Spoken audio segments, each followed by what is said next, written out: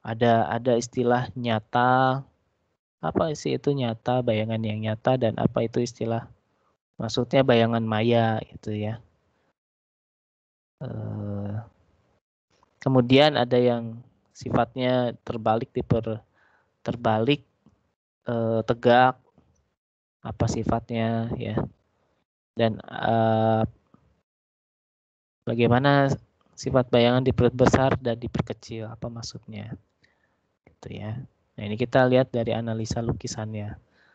Nah, di analisa lukisan atau penggambaran bayangan, kita menggunakan nanti sinar-sinar istimewa ya. Sinar-sinar istimewa atau lebih tepatnya garis-garis ya. Garis sinar-sinar istimewa. Jadi nanti melukis bayangannya berdasarkan garis-garis sinar yang merupakan sinar istimewa. Kenapa disebut istimewa? Karena penggunaan garis tersebut itu penggunaannya mudah ya dalam melukis bayangan. Penggunaannya dikategorikan mudah digunakan untuk melukis bayangan. Nah, ini kalau menggunakan analisa lukisan. Kemudian mungkin menggunakan pendekatan analisa perhitungan ya, menggunakan perhitungan ya, atau rumus ya kalau kita kenal ya. Jadi bagaimana rumusnya dan bagaimana perhitungan di dalam rumusnya, dan dari perhitungan tersebut apakah bisa dianalisis sifat bayangannya, misalnya perhitungannya positif, perhitungannya negatif,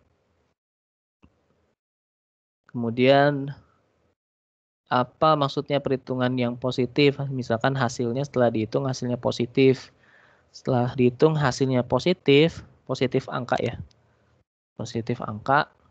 Nah, itu maknanya apa kalau positif angka? Kalau tiba-tiba, bukan tiba-tiba ya, kalau pas kita hitung kemudian hasilnya negatif, nah, maksudnya apa tuh negatif? Artinya negatif itu apa? Ini kita bisa analisa dari situ ya. Terus kalau misalnya hasil perhitungan kita bandingkan dengan sebelumnya, ya misalkan hasil sebelumnya lebih besar ya dibandingkan hasil sesudahnya, maka bagaimana sifat bayangannya? Nah, ini bisa kita pakai dua pendekatan ini.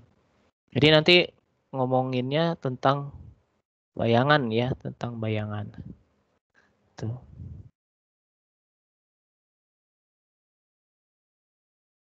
Nah, ini beberapa sifat cahaya ya.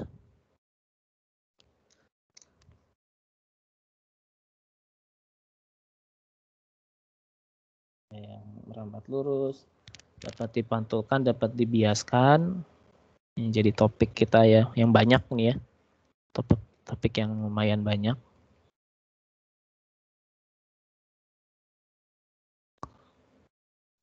Jadi ada 4.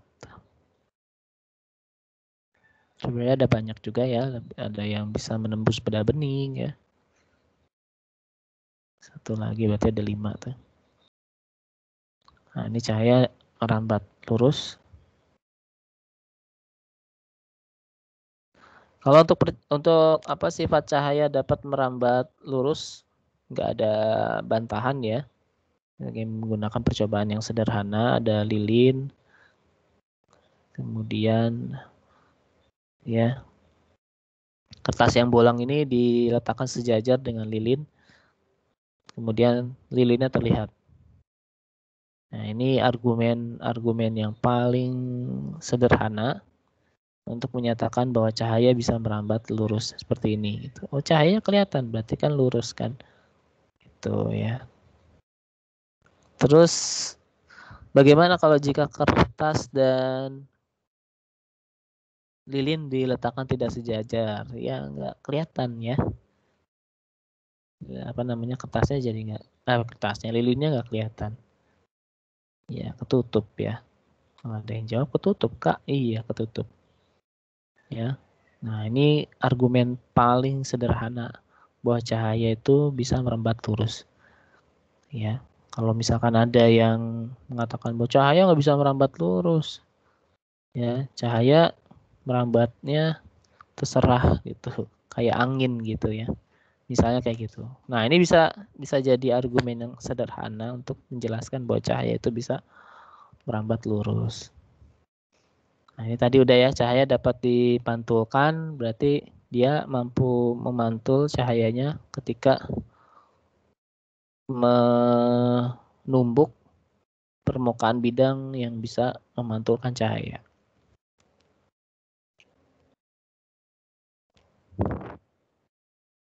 Ada dua jenis pemantulan.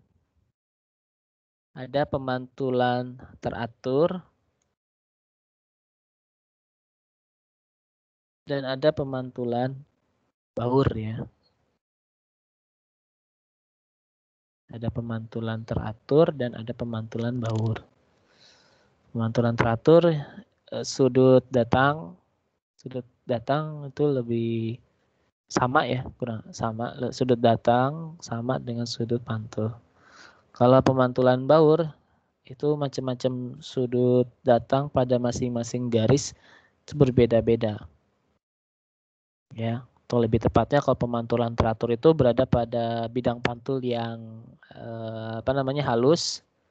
Kalau pemantulan baur itu cahaya memantul pada bidang pemantulan yang kasar. Itu ya. Nah, ini berkaitan dengan hukum pemantulan nih. Hukum Snellius ya. Ditulis di sini ya. Ini hukum Snellius. Ya. Apa hukum pemantulan? Bahwa sinar datang, sinar pantul, serta garis normal ya, terletak selesai. Sinar datang, sinar pantul, dan garis normal itu terletak pada satu bidang datar, bidang pantul ya. Kalau dia di cermin ya berarti cerminnya ya berada pada bidang cermin. Mana yang merupakan sinar datang, mana yang merupakan sinar pantul, dan mana yang merupakan garis normal. Di sini ada gambarnya ya. Nah, ini ya gambarnya. Sinar datang ya berarti sinar yang datang ke bidang pantul atau cermin. Sinar pantul, sinar yang meninggalkan bidang pantul. Nah, ini mudah ya. Jadi, dan ini harus kita ketahui bahwa nanti sinar datang, sinar pantul ini berfungsi sekali pada pelukisan pelukisan bayangan. Jadi ketika ketemu garis-garis misalkan seperti ini, saya cepetin. Ya, misalnya ketemu garis-garis yang kompleks, misalnya seperti ini. Nah, kita harus tahu, bukan harus tahu ya. Kita jadi nggak bingung misalnya begini. Nah, ini kok bisa kebentuk bayangan dari mana? Nah, prinsipnya tadi ya sinar pantulnya mana, sinar datangnya yang mana, gitu. Mana sinar pantulnya, mana sinar datangnya. Ya, nanti kita pakai prinsip sinar pantul, perpotongannya dapat membentuk bayangan. Ya. Jadi bermanfaat ini ya. Jadi kalau misalkan lihat buku banyak banget garis-garis begini, kita analisa bahwa sinar pantul yang dapat membentuk bayangan. Ini kan pantul ya. Ini pantul. Kenapa pantul? Ya, karena arahnya itu meninggalkan bidang pantul. Nah, ini ada garis terusannya. Ya, dibuat garis putus-putus itu garis terusan. Hah? Iya, ini direkam. Ini ada garis putus-putus. Nah, garis putus-putusnya ini juga termasuk garis pantul. Kemudian ini juga sinar pantul nih. Nah, ini kan pantul. Mantul balik ya. Jadi ini ke arah itu datang. Kemudian mantul balik nih, mantul balik. Kemudian garis pantulannya itu membentuk garis putus-putusnya. Nah, perpotongan garis pantul membentuk bayangan gitu. Jadi yang dilihat pada saat pembentukan bayangan adalah perpotongan garis sinar pantul. Gitu.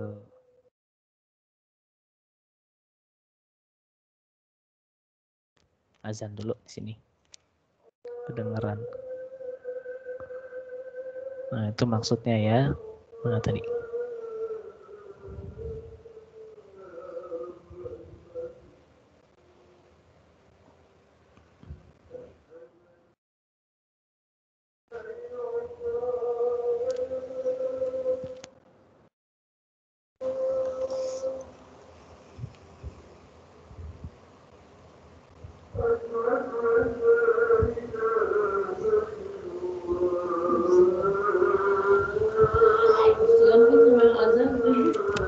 Sebentar.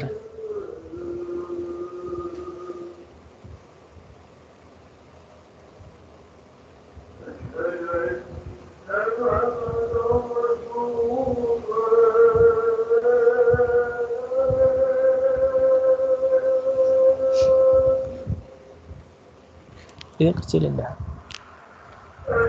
Iya, kenceng. Iya, kesini dikit sih. Enggak, putar dikit. Putar ini. Sini, sana. Sana. Sana. Sini. Oh, kecilin tadi.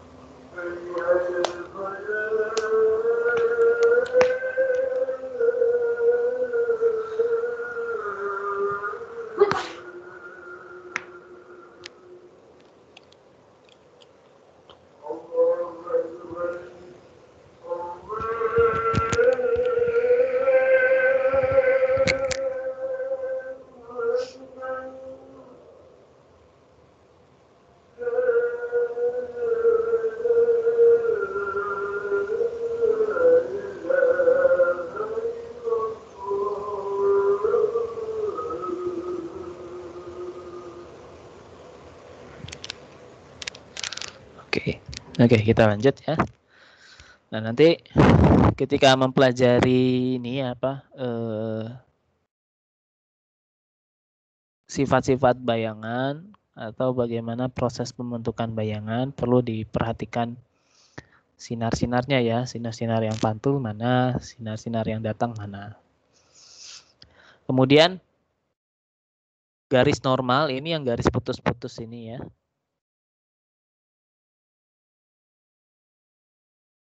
Ini garis normal, ini garis putus-putus ini, dan garis normal ini tegak lurus ya terhadap bidang pantul. Ini tegak lurus ya. Tegak lurus terhadap bidang pantul ya. Nah, sudut datang, apa itu sudut datang? Jadi, sudut datang itu sudut yang dibentuk oleh garis sinar datang terhadap garis normal. Ya, ini kenapa bukan bidang pantul ya? Ya, karena melihatnya dari garis normal ya. Ya, jadi sudut itu dilihatnya dari garis normal. bagaimana sudut itu dibentuk terhadap garis normal sih sebenarnya. Jadi sinar sudut datang itu sudut yang dibentuk ya dari perspektifnya garis normal. Oh, dibentuk terhadap garis normal berapa derajat nih, bukan dari bidang pantul ya.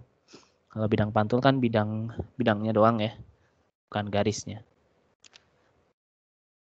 Itu sudut datang ya. Sudut datang itu sama dengan sudut pantul nilainya.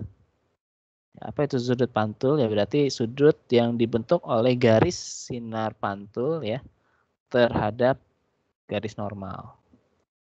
Itu nilainya sama ya. Nilainya sama. Misalnya di sini 30 derajat ya, di sini juga 30 derajat. Ya.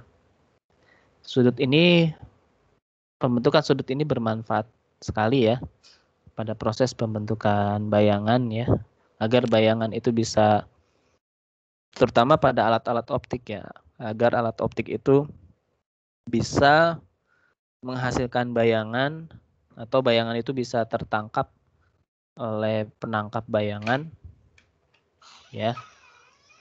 Maka pengaruhnya bisa dikarenakan mungkin dari sudut datangnya ya, sehingga bisa dianalisa sudut pantulnya ya. Karena tadi kan fokusnya adalah di sudut pantul, pembentukan bayangan itu akibat terpotongan sudut pantul. Kemudian ini ya, yang cahaya dapat dibiaskan ya. 3 peristiwa pembiasan cahaya. Ya. Ini kenapa bisa dibelokkan itu karena perbedaan medium kerapatannya ya. Medium kerapatan ya. Jadi ada gas, padat, cair. Yang lebih rapat kan gas ya. Yang lebih rapat padat ya. Sedangkan yang sangat renggang itu gas. Jadi dibuat suatu hukum ya, bahwa sinar yang datang dari medium yang kurang rapat ya, seperti ini ya, gas ya. Ini gas. Dan kita melihatnya dari luar ya, dari gas. Jadi melihatnya kita terhadap benda ini berdasarkan perspektifnya kita di medium gas ya. Sinar datang dari medium kurang rapat ke medium yang lebih rapat dibiaskan mendekati garis normal. Ini gambarnya ya. Ini garis normal. Gambarnya aslinya dia lurus. Karena ini dari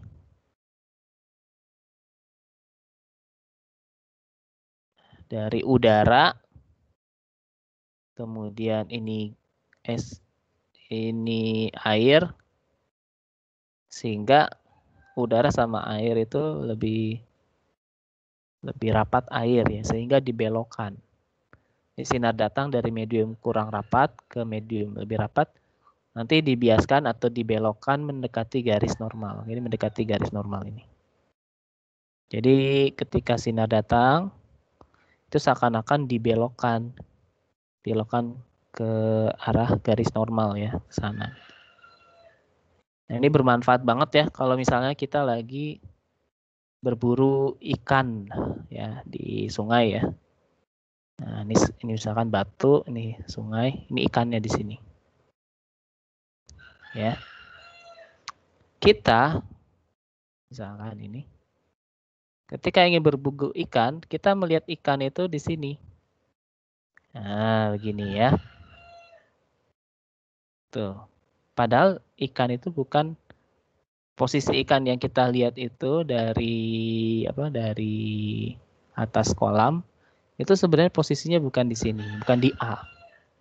Ya, pakai prinsip yang ini ya. Karena ternyata kalau kita lihat dari udara ke air itu ternyata ikan itu dibelokkan. Posisi yang benar adalah dia ada di depannya di sini. Nah, ini jadi gini ya. Nah, ini posisi yang benar. Nah, ini posisi yang benar ya. Nah, bisa saja ya ikannya seperti ini ya. Di sini ya, misalnya.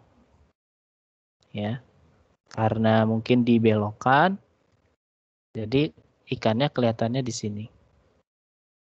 Nah, begini. Jadi yang terlihat oleh kita itu ikannya ada di posisi A. Padahal posisi ikannya ada di posisi B. Nah, ini karena apa namanya? Karena adanya peristiwa pembiasan. Apa yang harus kita lakukan ketika kita ingin membidik si ikan tersebut di dalam air?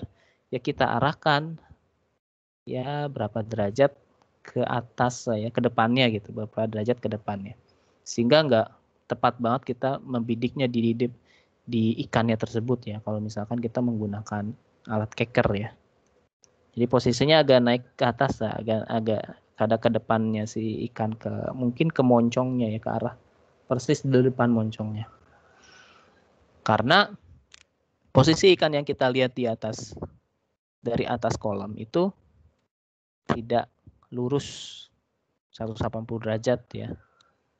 Dia agak mencong gitu. Ya, ini karena ada pembiasan. Ini posisinya bukan di A tapi di B. Sama seperti sendok ini kan, kalau kita lihat ini posisinya seperti apa namanya? Ini apa? Seperti patah. Padahal nggak patah gitu. Nah, seperti ini ya. Beda halnya misalkan ketika kita melihatnya dari air. Nah, saya ada penyelam di sini. Ya. Ya, ya. Kita ingin apa ini? Ingin nembak kali ya. Nggak boleh ya, ingin nembak.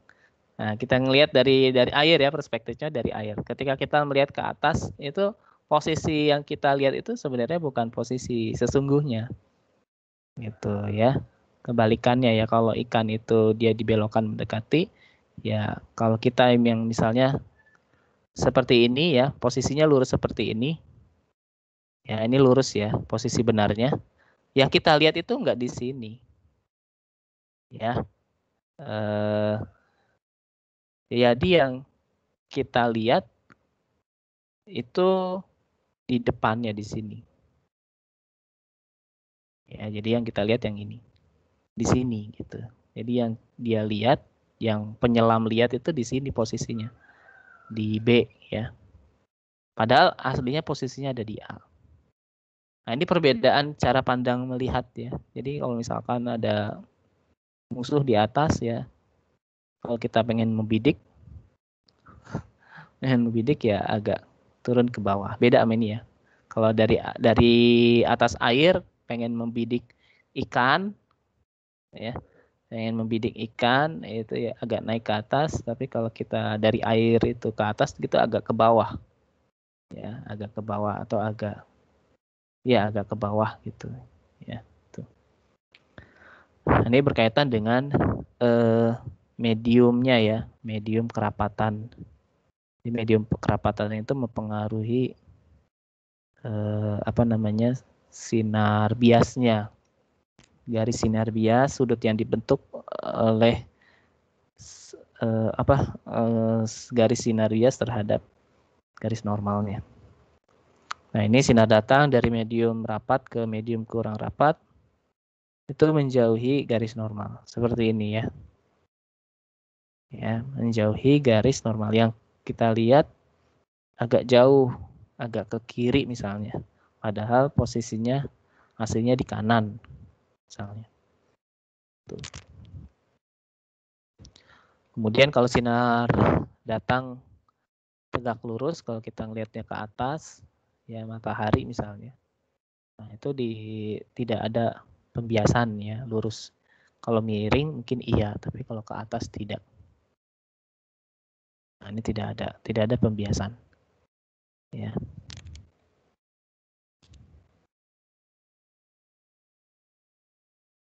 Oke, ini untuk pembiasan cahaya. Mungkin sampai sini ada pertanyaan?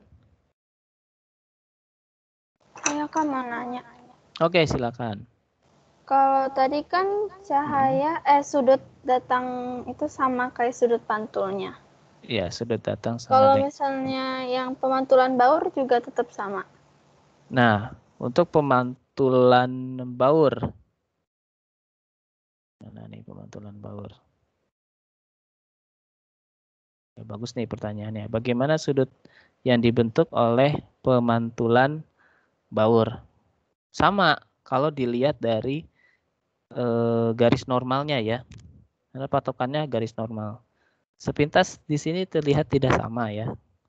Kalau kita tentukan garis normal yang mana, misalnya anggap yang ini ya, yang ini nih. Ya, yang ini. Nah, kan gini gundukan gini, terus gini. Nah, ini sama ya. Ya, garis normalnya mana? Misalkan di sini. Jadi tetap sama. Jadi bentukannya sudut yang dibentuk oleh garis normal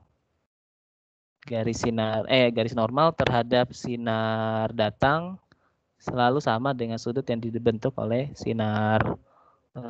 garis sinar pantul terhadap garis normal. Jadi sama ya, tetap sama. Ya. Nah, ini sama. Kemudian mau ngelihat yang mana misalnya. Ya. Seperti ini juga sama. Ya. Jadi sama. Ya. Kita tentukan dulu garis normalnya yang mana gitu ya. Dan garis normal itu harus tegak lurus terhadap bidang bidang pantulnya ya. Itu. Kalau udah ketemu garis normalnya tegak lurus terhadap bidang pantulnya, maka kita akan mengetahui bahwa sudut pantul sama dengan sudut datang. Gitu ya. Terlihat tidak sama ya, padahal sama. Atau seperti ini misalnya. Seperti soal yang mana ya? Kalau nggak salah ada. Ya. Kurang lebih seperti ini. Ya. Ini kan ini masih apa sih namanya? Pemantulan ini ya, pemantulan teratur ya. Ya. Ya kurang lebih seperti ini ya. Jadi sudut pantul sama dengan sudut datang ya. Gitu. Ada lagi yang mau tanya?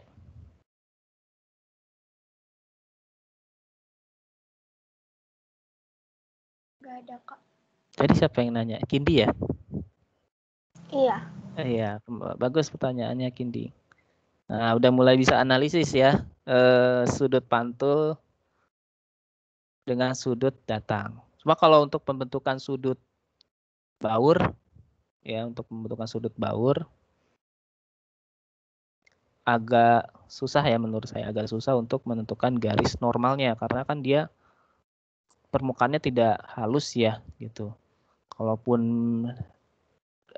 terbentuk garis normal yang 90 derajat, maka bisa dimungkinkan sudut datang mirip atau hampir sama dengan sudut pantul. Ya, kalau benar-benar ketemu banget antara garis normal dengan bidang pantulnya yang 90 derajat, ya seperti di gambar ini ya. Yang ini ya di gambar ini ya, di pemantulan teratur itu kan enak banget ya ketemu garis normalnya. Tapi kalau untuk menentukan sudut pantul dengan sudut datang ya, pertama-tama ya kita harus tentukan dulu garis normalnya ya. Cuma ya itu tadi penentuan garis normalnya untuk pemantulan baur agak susah ya. Kalau benar-benar sampai 90 derajat bisa dimungkinkan sama, tapi kalau nggak sampai 90 derajat garis normal itu terhadap bidang pantul yang mirip-mirip lah gitu. Tapi tetap lagi hukum pemantulan ini tetap berlaku ya, baik di pemantulan baur maupun pemantulan teratur. Dan lebih mudahnya dijelaskan pada pemantulan teratur. Kalau untuk pemantulan baur agak sulit ya, agak sulit. Bisa terbentuk ya menggunakan pendekatan matematika ya. Bisa terbentuk atau kita bisa buktikan gitu dengan pendekatan matematika. Tapi lebih mudahnya sih di pemantulan teratur. Bagus pertanyaannya. Itu mungkin nanti bisa diperkaya kalau misalkan nanya ke guru gitu. Misalnya tanya ke guru, nambah lagi pengetahuannya, nanya lagi kemana, nambah lagi pengetahuannya sehingga terbentuk pengetahuan kita gitu ya. Tapi yang jelas ya hukum pemantulan ini berlaku gitu, untuk semua jenis pemantulan. Baik, kalau tidak ada pertanyaan, karena di jadwal sampai 15.30 ya, kita akhiri ya. Mohon maaf kalau ada salah kata atau ada kata-kata yang tidak berkenan. Kita akhiri dengan mengucapkan alhamdulillahirabbil alamin.